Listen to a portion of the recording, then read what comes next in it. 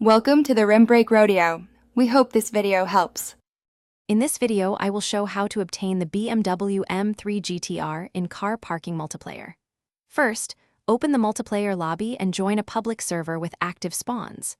Next, position near the downtown spawn points and watch for M3 Gtr appearance queues. Once it spawns, use quick trade offers or server commands to secure ownership.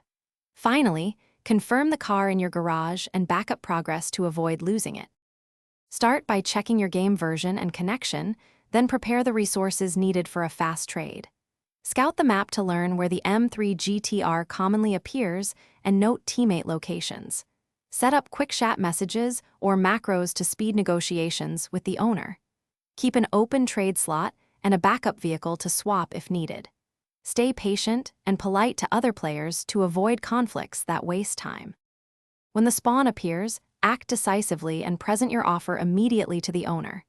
Keep your communication clear and friendly, and avoid aggressive actions that might get you kicked. If you secure the M3 Gtr, drive to a safe zone to finalize ownership and save your progress. If you miss it, take notes on timing and adjust your approach for the next attempt. Persistence and timing are the keys to success. Thanks for watching. Consider subscribing if we helped you.